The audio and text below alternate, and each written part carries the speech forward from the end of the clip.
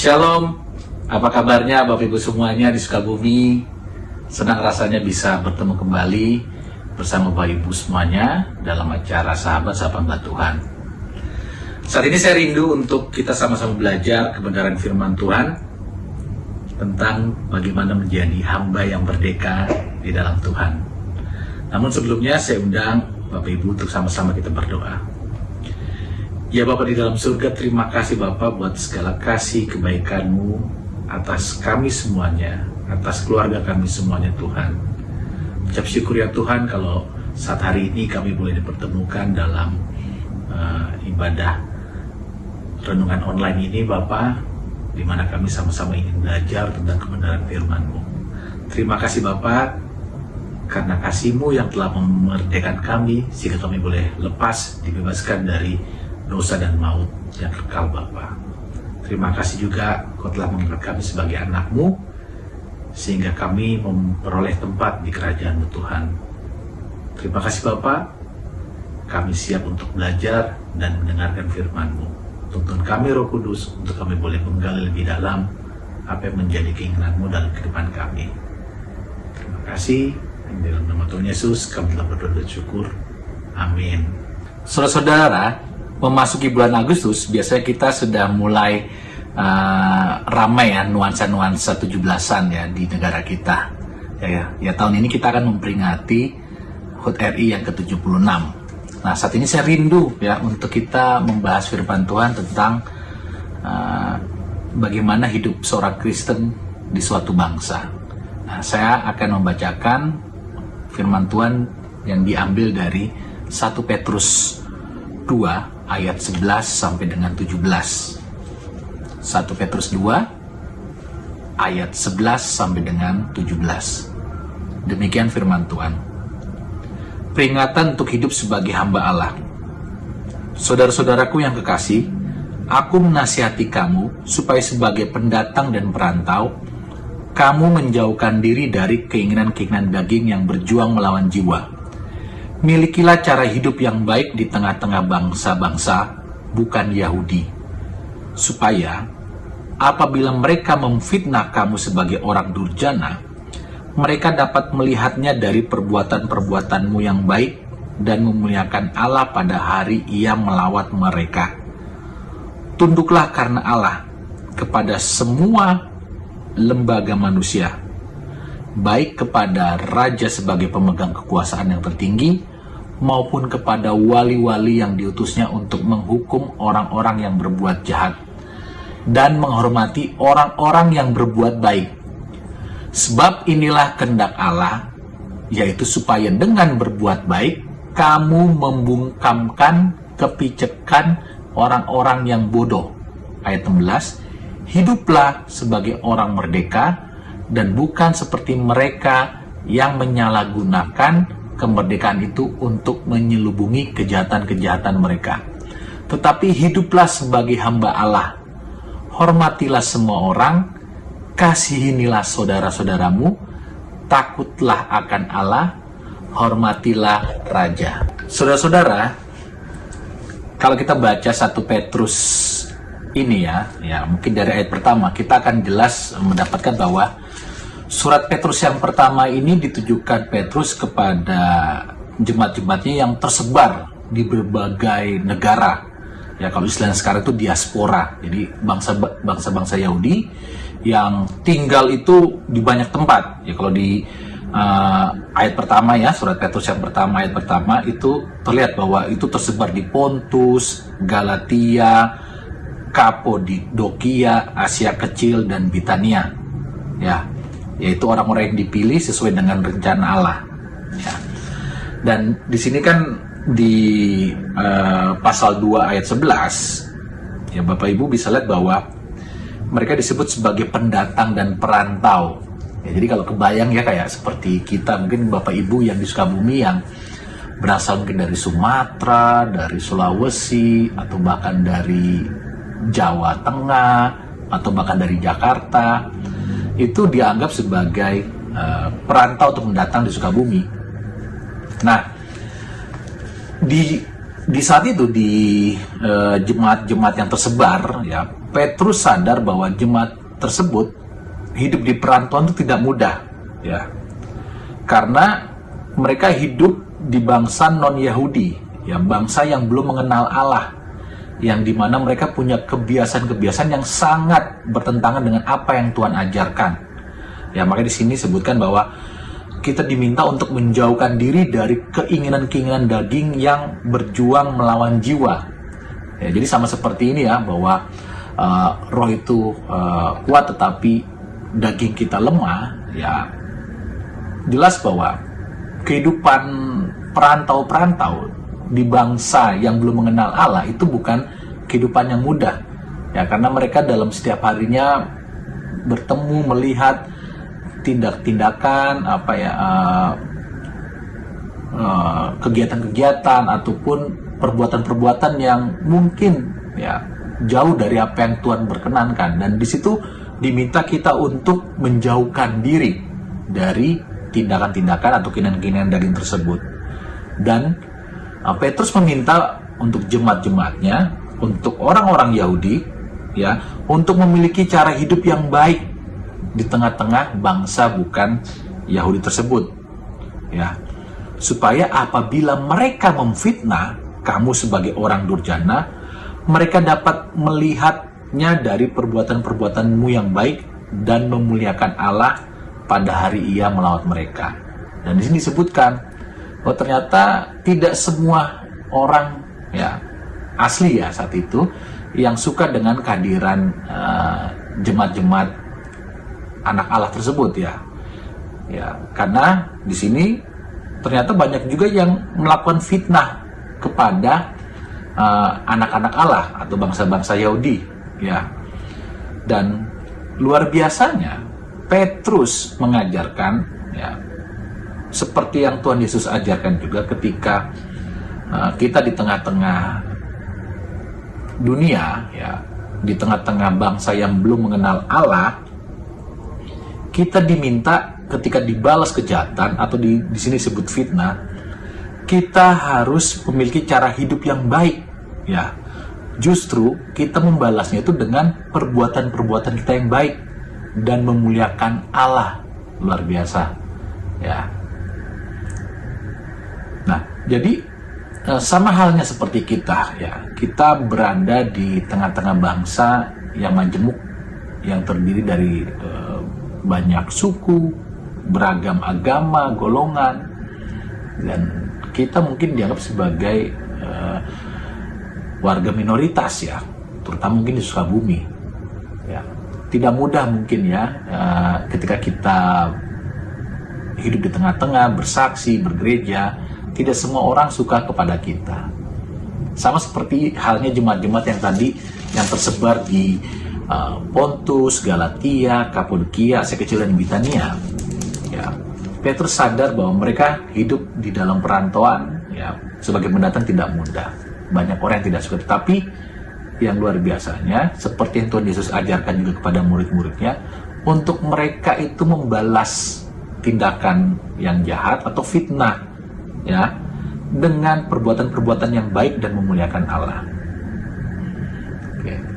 Nah, berikutnya lagi ya, di ayat 13 maksud saya, Petrus juga mengajarkan kepada jemaat-jemaat yang tersebar, ya, sebagai perantau untuk tunduk kepada lembaga-lembaga manusia. Tunduknya bukan karena alasan apapun, tapi karena Allah, ya. Ya, di sini disebutkan tunduklah kepada semua lembaga manusia, baik kepada raja sebagai pemegang kekuasaan tertinggi maupun kepada wali-wali yang diutusnya untuk menghukum orang-orang yang berbuat jahat dan menghormati orang-orang yang berbuat baik. Nah, dalam ayat di sini jelas bahwa ketika kita diam dan tinggal di suatu negara, apalagi suatu kota, dan di sana kotanya ada struktur mungkin gubernur, ada wali kota atau bupati, sampai ke dengan level-level di bawahnya, ya, camat, lurah, bahkan RT, kita sebagai umat Allah, sebagai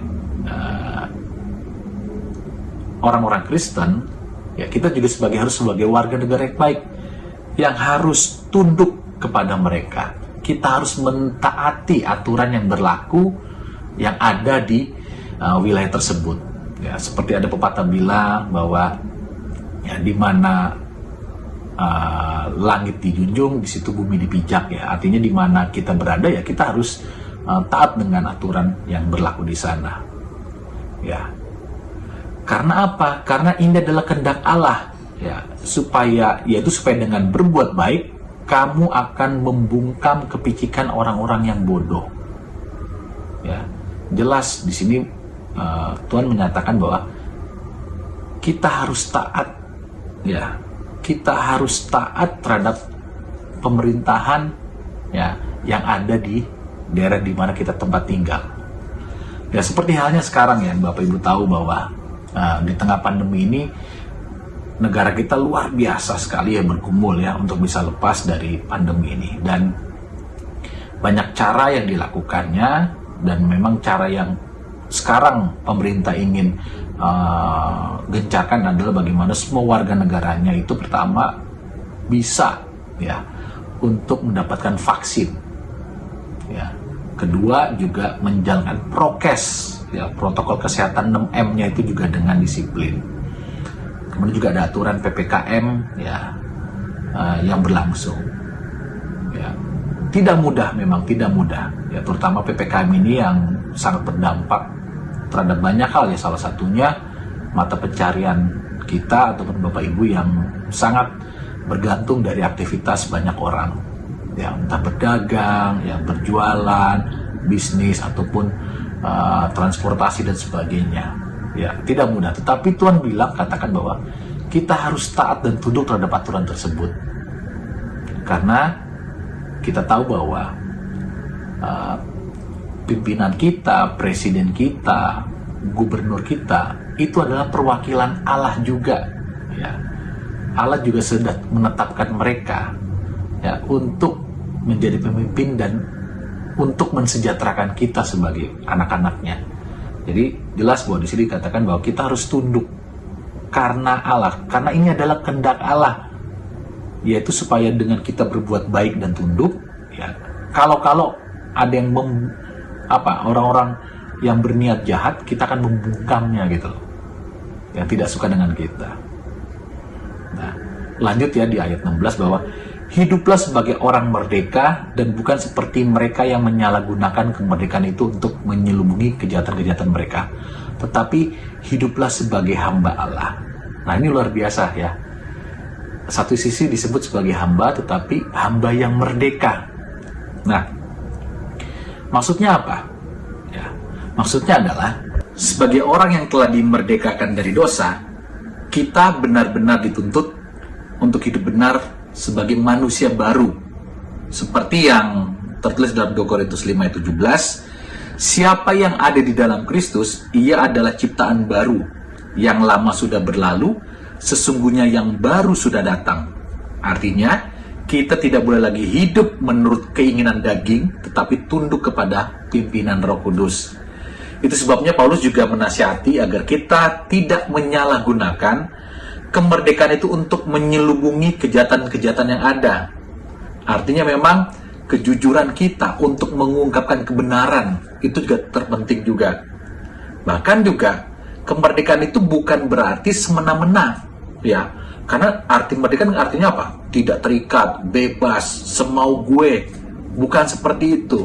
Karena kemerdekaan kita adalah kemerdekaan yang terikat oleh kasih Tuhan, kemerdekaan yang terikat oleh hukum-hukum yang Tuhan berikan juga, yaitu hukum kasih itu. Jadi kemerdekaan Kristus tersebut, ya, kemerdekaan yang mengungkapkan kebenaran, yang tidak boleh menyelubungi kejahatan, berani menyatakan yang benar itu benar, yang salah itu salah, merdeka mengungkapkan pendapat, menyatakan kebenaran, itu yang utama. Dan itu akan timbul dari orang-orang yang sudah lahir baru, yang secara roh sudah diperbarui oleh Kristus. Nah, penutup di ayat ke-13, ternyata Paulus juga mengingatkan lagi ya jemaat-jemaat yang tersebar ya sebagai pendatang dan perantauan atau diaspora, untuk hormatilah semua orang, ya, kasihanilah saudara-saudaramu, takutlah akan Allah, hormatilah raja, ya, hormatilah semua orang, kasihanilah saudara-saudaramu, takutlah akan Allah, hormatilah raja. Jadi kata-kata kasihi, ya, kata-kata hormat dan takut itu nggak boleh kebalik-balik, ya. Untuk pemimpin-pemimpin kita tuh hormat, ya, pemimpin dunia, maksudnya hormatilah raja, ya. Terus semua orang hargai, dan saudara-saudara kita kasih. Tapi Allah, ya, kita harus takut dan tunduk akan Allah. Takut bukan berarti kayak kita ngelihat sesuatu yang menyeramkan, enggak. Tapi takut karena kita kagum gitu loh, kagum terhadap kuasa dan kasih Allah, ya. Takut akan tadi ya, kebenaran Tuhan yang kalau kita tidak jalankan, itu yang Tuhan inginkan. Jadi saudara-saudara, dalam perikop ini, ya, Tuhan inginkan bahwa kita sebagai anak-anak Allah di tengah-tengah bangsa, ya, bangsa Indonesia yang saat ini juga lagi bergumul luar biasa, kita diminta berperan serta, ya, menjadi solusi, bukan menjadi bagian masalah, ya, negara kita, untuk kita bisa menyatakan kebenaran kita. Hidup di tengah-tengah bangsa mungkin yang belum mengenal Tuhan, kita harus menjadi garam dan terang, menjadi contoh yang nyata atas apa yang Tuhan inginkan dalam kehidupan kita. Mungkin mereka belum bisa membaca firman Alkitab ini langsung untuk tahu kebenaran, tetapi melalui perbuatan kita, karena kita adalah Alkitab yang terbuka kehidupan kita, hendaknya dengan perbuatan kita mereka boleh mengenal kebenaran Tuhan. Dan ya, di kondisi seperti ini, ya, kita sama-sama yuk untuk menjadi warga negara juga yang tunduk dan taat terhadap aturan-aturan yang sudah ditetapkan oleh pemerintah. Ya, kita sama-sama yuk, dengan segala tanggung jawab kita di masing-masing fungsi, pekerjaan, pelayanan, mari, ya, kita dorong sama-sama saudara-saudara kita untuk kita makin berkontribusi yang baik terhadap bangsa dan negara kita. Terima kasih. Tuhan Yesus memberkati.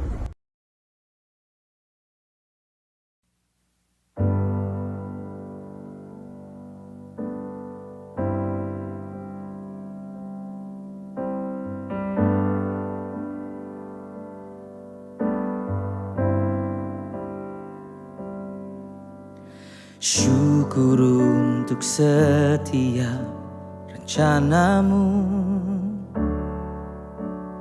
dan rancanganmu yang mulia. Dalam satu tubuh kami bersatu, menjadi duta kerajaanmu. Ucapkan berkat atas Indonesia, biar kemuliaan Tuhan akan nyata.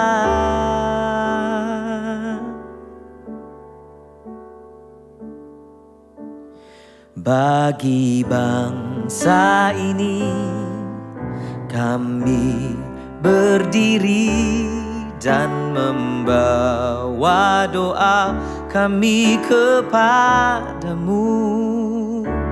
Sesuatu yang besar pasti terjadi dan mengubahkan negeri kami.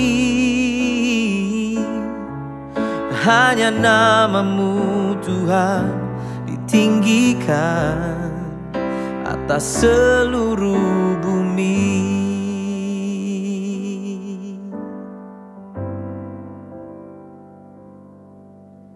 Kami rindu melihat Indonesia pulih dari semua problema, hidup dalam jalan kebenaran-Mu, pancarkan terang kemuliaan-Mu. Ku ucapkan berkat atas Indonesia, biar kemuliaan Tuhan akan nyata bagi bangsa ini. Kami berdiri dan membawa doa kami kepadamu, sesuatu yang besar pasti terjadi dan mengubahkan negeri kami. Oh, hanya nama-Mu Tuhan ditinggikan atas seluruh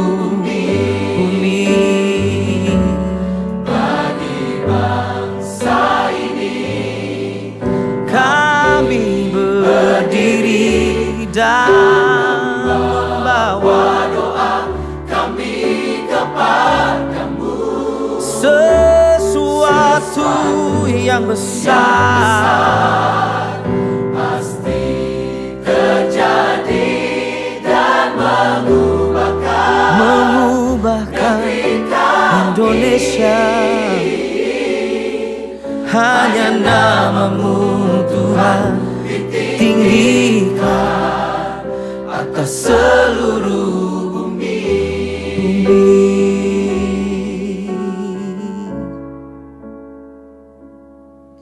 Hanya nama-Mu Tuhan ditinggikan atas seluruh